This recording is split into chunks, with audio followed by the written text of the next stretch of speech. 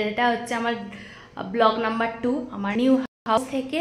তো প্রথমটা তো দেখেই নিয়েছো তোমরা সবাই, বার্থডে ব্লগ দিয়েছিলাম, বেশিরভাগ করতে পারিনি। আজকেও ভাবছিলাম সকাল থেকে করবো, বাট কি টপিকে করবো সেটা আমি বুঝতে পারছিলাম না। তো আজকে আমরা বড়দাতে সেইরকম ভালো আমরা মাছটা পাই না, তো রুই মাছ এইসব মাছ পাওয়া যায় যা বেশি ভালো। সুরাটে প্রচুর ভ্যারাইটিস মাছ পেতাম, বাট এইখানে অতটা ভালো। তাও ছোটোখাটো একটা মাছের মার্কেট বসে, দেখি আজকে কি মাছ পাই। তো তোমাদের দাদাকে আসতে বলেছি, তোমার দাদা আসছে।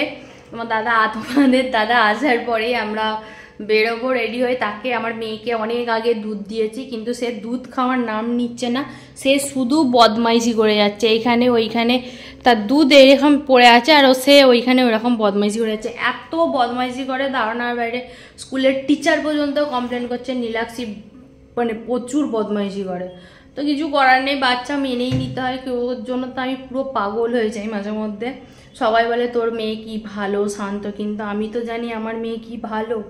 1 সেকেন্ড যদি কেউ রাখে তাহলে আমি শান্তিতে চ্যান নিতে পারবো, এইরকম অবস্থা আমার মেয়ে। মানে এত বদমাইশ যে ধারণা মানে, রান্না করতে গেলে রান্না করতে দেবেন না, কিছু না। দুধ খেতে বলেছি, দুধ খায়নি, দেখো এইভাবে ঘোরাফেরা করছে।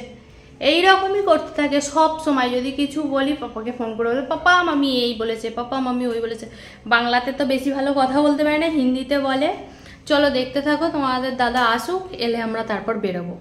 চলো, তো এখন বেরিয়ে পড়েছি মাছ আনার জন্য। তো একটু অন্ধকার হবে এখন।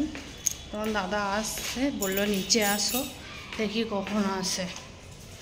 তা মেয়ে তো আগে নেমে গেছে, দেখি সে কি করে। চলো দেখতে থাকো।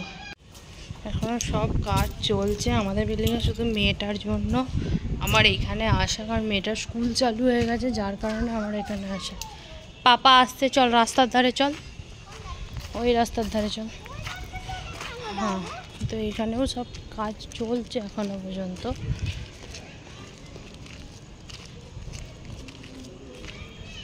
তারপর তোমার দাদার জন্য ওয়েট করতে করতে অনেকক্ষণ পর তোমার দাদা আসলো, তারপর আমরা বেরিয়ে গেলাম।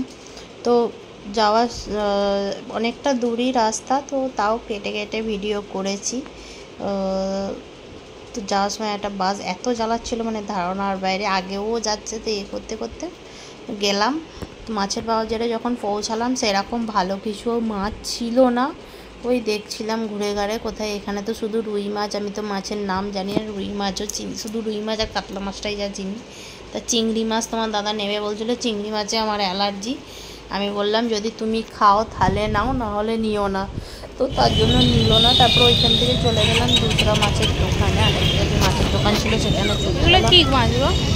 ওই সেখানে দাঁড়িয়ে দাঁড়িয়ে মাছ দেখছে, সেরকম মনের মতন মাছ ছিল না। মোরলা মাছ দেখছিলাম ছিল, ছোটো ছোটো পুঁটি মাছ ছিল, কিন্তু মাছগুলো অতটা ভালো ছিল না বলে তোমার দাদা আবার লাস্টে ওই আরেকটা দোকানে দেখছিল। তো সেখানে আবার ওই সরল পুঁটি না চাপানি পুঁটি কী বলে জানি না, ছোটো ছোটো পুঁটি মাছ যেগুলো বড়ো বড় একটা পুঁটি মাছ পিস করে ভালো নেই মাছ নিলাম।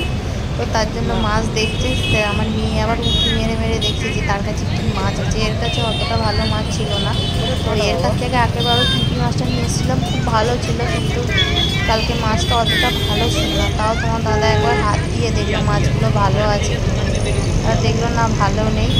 তো তার জন্য তোমার দাদা করলাম তাহলে চলো অন্য দোকানে দেখি। সে আবার মাছে হাত দিয়ে দেখলো, আমার মেয়ে এত মাছে হাত দিয়ে দেখলাম।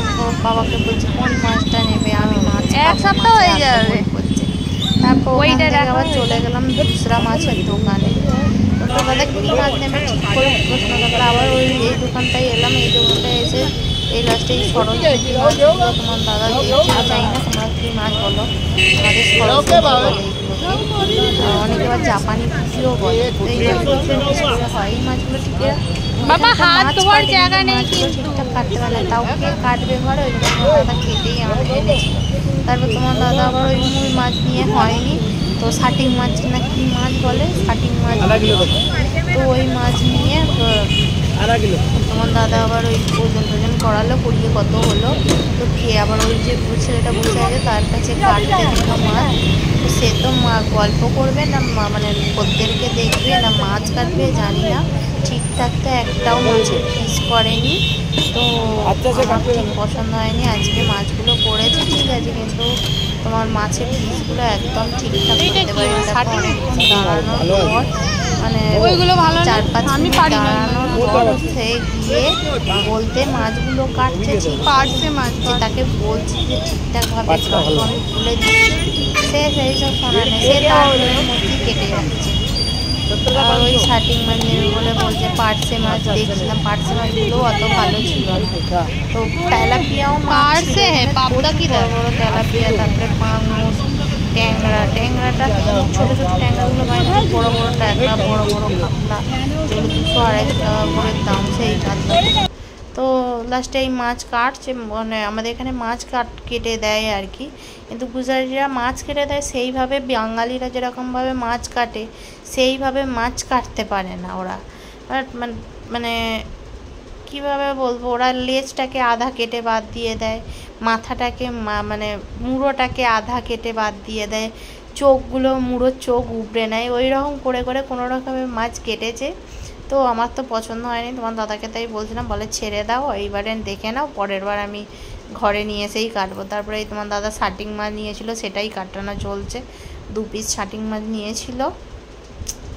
তো আমি খাই না, বাট তোমার দাদা এইসব মাছ খেতে ভালোবাসে, তো তার জন্য তোমার দাদা মাছগুলোকে কাটাচ্ছিল। কিন্তু আমার তো দেখে মাছ ভক্তিও আসেনি কিছু না, আমার তো কি পোনা মাছের কাটা পোনা, আমি বেশি পছন্দ করি কাটা পোনাটা। তো সেটা ভালো ছিল কিন্তু বড় নিতে হবে, অত বড় নিয়ে আমি কি করব, কদিন খাবো, তো তার জন্য আর নিইনি। পরে আর একদিন সন্ধেবেলার টাইমে গেলে, আমরা রাত্রি হয়ে গেছি না, ওই তখন মাছের মানে একদম লাস্টের দিকে আর কি, তাই জন্য কিছু মাছ সেইভাবে পাইনি। তো এইভাবে মাছ কেটে টেটে নিয়ে এলো, সে কথাই শোনে না, সে কি মাছ মানে কাটা দেখলে, মানে তোমাদের যদি কোনো দিন দেখাই মাছের পিসগুলো, তোমরা বলবে কোথায় থাকো তোমরা। বড়দাতে জানি না, গুজরাটে, তবু সুরাটে থাকতে একজন ছিল বাঙালি, সে ভালো মাছ কাটতে হয়, এরা তো মাছ কাটা দেখলে মানে মাথা গরম হয়ে যাবে। তারপর গেলাম, মাছ টাছ কাটলো, এবার দেবে। এত বড়, এটা তেলাপিয়া মাছ, এত বড় তেলাপিয়া আমি কোনো দিন দেখিনি, এই ফার্স্ট টাইম এত বড় তেলাপিয়া মাছ দেখলাম। তোমার দাদাকে জিজ্ঞাসা করলাম এটা কি তেলাপিয়া, বললো হ্যাঁ। তারপর ছেলেটা আবার প্যাকিং করে দিচ্ছে। তারপর পার্সে মাছটা খুব ভালো, মানে দেখে আমার খুব লোভ লাগছিলো, কিন্তু তোমার দাদা বললো না, তেলাপিয়া মাছটা ভালো না, এই তেলাপিয়া পার্সে মাছটা ভালো নয়, ছেড়ে দাও বলে ওখান থেকে আবার চলে এসে অন্য মাছের দোকানে দেখছিলাম আর কিছু ভ্যারাইটিস মাছ আছে কিনা, বা ইলিশ মাছ আছে কিনা। এখানে ইলিশ মাছ কেউ আনতে চায় না, ইলিশ মাছের প্রচুর দাম বলে এখানে কেউ ইলিশ মাছ আনতে চায় না, যার কারণে আমার একদম সত্যি বলতে আর ভালো লাগে না এই ইলিশ মাছ। মানে এখানে তো আমি এসেছি 2 বছর হতে যাচ্ছে, একটা দিনের জন্য ইলিশ মাছ ঠিকভাবে এখানে আমি খাইনি এখনও পর্যন্ত। জানি না খাবো কি না, ইলিশ মাছ এখানে পাওয়া যাবে কি না সেটাও জানি না, কাউকে জিজ্ঞাসা করতে হবে। এ তো মানে কোনো ভয় নেই, এ নেই মাছে হাত দিচ্ছে, এই হাত দিচ্ছে, এখানে চলে যাচ্ছে, রাস্তার মধ্যেখানে চলে যাচ্ছে, লাস্টে ধরে ধারে নিয়ে গিয়ে, তো দেখে ঠিক পছন্দ হলো না। তারপরে রোড পেরোবো বলে আমি ভিডিওটা বন্ধ করে দিয়েছিলাম এইটুখানি করার পরে। তারপর যখন গায়ে তোমার দাদা হাত ধুতে গেছে, মেয়েটা এত জ্বালাচ্ছিলো, মেয়েটাকে দেখছি ভিডিও অফ। তারপরে আমি কি করলাম, বাড়ি চলে আসলাম। তোমার দাদারও খিদে পেয়েছিলো, আমারও খিদে পেয়েছিলো। তোমার দাদা ডিউটি থেকে আসার পরে জ্বর মতন এসেছিলো, তো শরীরটা ভালো লাগছিল না, বলে তাহলে কোথাও দেখি চায়ের এখানে রাজবাড়ি চা বলে পাওয়া যায়, কোথাও রাজবাড়ি চা পেলাম না। আর সে তো তারপর তো আমার মেয়ে তো বকেই যাচ্ছে। যদি ভিডিওটা ভালো লেগে থাকে তাহলে লাইক, শেয়ার, সাবস্ক্রাইব, কমেন্ট জরুর করে দিও। চলো বাই।